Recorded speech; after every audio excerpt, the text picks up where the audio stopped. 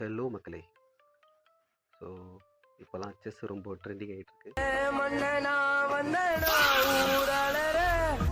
நானும் ரொம்ப நாளாக செஸ் விளையாடிட்டுருக்கேன். ஸோ ஒரு இன்ட்ரெஸ்டிங் கேம் விளாட்னேன், அதை ஷேர் பண்ணேன். இதுதான் கரக்கன் டிஃபென்ஸ். கரக்கன் டிஃபென்ஸ் வந்து ரொம்ப இன்ட்ரெஸ்டிங்கான ஒரு டிஃபென்ஸ். பட் ஈஸியாக இதை படித்தவங்க பிரேக் பண்ணிவிடுவாங்க. So let's see how the game play. Caro Kann defence always இப்படி தான் ஸ்டார்ட் ஆகும். E4 C6ல் ஆரம்பிக்கும். ஓகேங்களா. மெயின் ஐடியா வந்து என்னென்னா D4, அதாவது குயின் சைடில் ஒரு பான் இருக்குது பார்த்தீங்களா, அந்த பானை வீக் ஆக்கிறது தான் கரக்கனோட மெயின் எய்ம். ஓகேங்களா. ஸோ லெட்ஸ் சீ. இப்போ மூவ் பண்ணாங்க இல்லையா, இந்த பான் வந்து எப்படி வீக் ஆகுதுன்னு மட்டும் பாருங்கள். ஸோ இதுதான் கரக்கனோட நெக்ஸ்ட்டு இம்பார்ட்டன்ட் மூவ். ஸோ இதை டேக் பண்ணாங்கன்னா நாம் டேக் பண்ணிட்டு நார்மலாக டெவலப் பண்ணிவிட்டு கேம் விளாட வேண்டியது. புஷ் பண்ணாங்கன்னா கரக்கன் ஆக்டிவேட் ஆகிடுச்சு. இங்கே நம்ம பான் சாக்ரிஃபைஸ் பண்ணுறோம். யூஸ்வலி ஃப்ரீ பானை எடுக்க மாட்டாங்க 1400 மேலே இருக்கிறவங்க. ஓகேங்களா. So they defend. நம்ம திரும்ப அதை அட்டாக் பண்ணுறோம். ஏன்னா கட் பண்ணாங்கன்னா அவங்களோட பான் சைன் வீக் ஆகிடும். ஸோ அதனால் பண்ண மாட்டாங்க. யார் அட்டாக்கிங் அகைன். ஸோ இதை ஏன் இங்கே மூவ் பண்ணுறாங்கன்னா, யூஸ்வலி பார்த்தீங்கன்னா நம்மளோட ஒயிட் பிஷப்பை எடுத்து குயினுக்கு நேராக வைப்போம். ஏன்னா அங்கே நைட்டை வச்சு இந்த பானை டிஃபெண்ட் பண்ண ட்ரை பண்ணுவாங்க, குயினோட பானை டிஃபெண்ட் பண்ண ட்ரை பண்ணுவாங்க.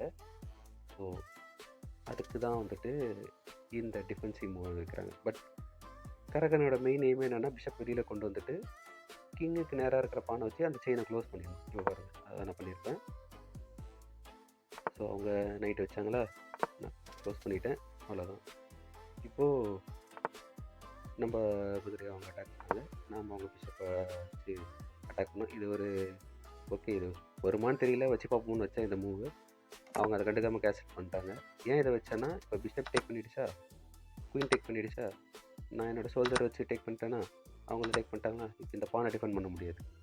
சோல்ஜரை வச்சு எப்பவுமே சோல்ஜரை டிஃபெண்ட் பண்ணால் தான் ஸ்ட்ராங்காக இருக்கும் அந்த ஸ்ட்ரக்சர். ஸோ இதான் கரக்கனோட மெயின் எய்ம். ஸோ இப்போ மெயினாக வந்து பார்த்திங்கன்னா நம்மளோட குதிரை அடிக்க ட்ரை பண்ணுவாங்க. அதனால் நம்ம குதிரையை வச்சு அவங்க இந்த குதிரையை டிஃபெண்ட் பண்ணிட்டேன். நம்ம குதிரையை அவங்க பின் பண்ணிட்டாங்க. இது டிஃபெண்டடாக இருந்தது ஒயிட் பிஷப் அவங்களுக்கு. ஸோ அதை அட்டாக் பண்ணேன். இவங்க வேறு வழி இல்லாமல் இதை இது பண்ணாங்க. குதிரையை வச்சு டிஃபெண்ட் பண்ணியிருக்கலாம், பட் டோன்ட் நோ திஸ். நான் ஏன் குதிரை வச்சு அட்டாக் பண்ணேன்னா, அகைன் இந்த பானை இப்போ நான் 2 டைம்ஸ் அட்டாக் பண்ணிகிட்டு இருக்கேன். குதிரையை வச்சு அந்த குயின் பானை அட்டாக் பண்ணிகிட்டு இருக்கேன், குயினை வச்சு குயின் பானை அட்டாக் பண்ணிகிட்டு இருக்கேன். அண்ட் தென் குதிரைக்கு நேராக இருக்கிற அந்த ரூப் பக்கத்தில் இருக்கிற அதையும் குயினை வச்சு அட்டாக் பண்ணிகிட்டு இருக்கேன். Multi side attack. ஸோ இப்போ இவங்க பிஷப் வச்சு இதை டிஃபெண்ட் பண்ணியிருக்கலாம் ஈஸியாக. ஆனால் எல்லா பானையும் டிஃபெண்ட் பண்ணுறதுக்காக என்ன பண்ணாங்க, குயினை கொண்டு வந்தாங்க. இன்னும் ஐடியா, நான் குதிரை வச்சு அவங்க அந்த சோல்ஜரை வெட்டினேன்னா பிஷப் வச்சு டிஃபெண்ட் பண்ணி டிஸ்கவர் பண்ணிடுறாங்க. ஆனால் அவங்க ஒரு விஷயத்தை மறந்துட்டாங்க. என்னென்னு காட்டு வெட்டிட்டேன்னா பிஷப் வச்சு பண்ணிட்டாங்களா. இப்போ என் குதிரை மூவ் பண்ணால் அவங்க என் குயின் அடிச்சிருவாங்க இல்லையா, அதுதான் முடியும். அவங்க டிஸ்கவர் அங்கே வந்து ஒரு ஃபோர்க். ஸோ நம்ம கிங்கையும் அட்டாக் பண்ணுறோம், குயினையும் அட்டாக் பண்ணுறோம். மூவ் பண்ணுறாங்க இல்லையா. இப்போ இங்கே 2 சான்சஸ் இருக்குது, 2 வே டு ப்ளே இருக்குது. ஒன்று நம்ம குதிரை வச்சு குயின் அடிச்சிடலாம், அவங்க பிஷப் வச்சு நம்ம குயின் அடிப்பாங்க. நம்ம குதிரை வச்சு அவங்க குதிரை அடிப்பாங்க. யானையை வச்சு குதிரை அடிச்சிட்டாங்கன்னா பிஷப் வச்சு கட் பண்ணி நம்மளுக்கு 3 பாயிண்ட், நம்மளுக்கு 3 பீசஸ் இருக்கும், அவங்களுக்கு 2 பீசஸ் தான் இருக்கும். ஆனால் அது பண்ணுவாங்களான்னு எனக்கு டவுட்டாக இருந்தது. I want to go with an interesting line. அதுதான் இது.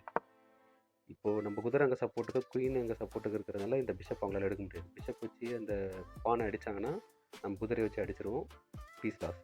ஓகேங்களா. ஸோ அவர் நம்ம குதிரை அட்டாக் பண்ண போகிறாரு. நான் ஏன் இந்த செட்டப் வச்சேன்னா, நான் ஆல்ரெடி ஒரு பான் நம்மக்கிட்ட அதிகமாக இருக்குது. ஸோ கரக்கனோட மெயின் எய்மே அந்த பாமா அதிகமாகிடுச்சுன்னா அட்வான்டேஜ் அதிகமாகிட்டே போயிட்டே இருக்க வேண்டியது தான். ஸோ பிஷப் அடித்தேன், அவங்க நம்ம நைட் அடித்தாங்க, அந்த சோல்ஜர் அடிச்சிட்டேன். இப்போ குயின் சைடு, கிங் சைடு வந்து பயங்கர வீக்.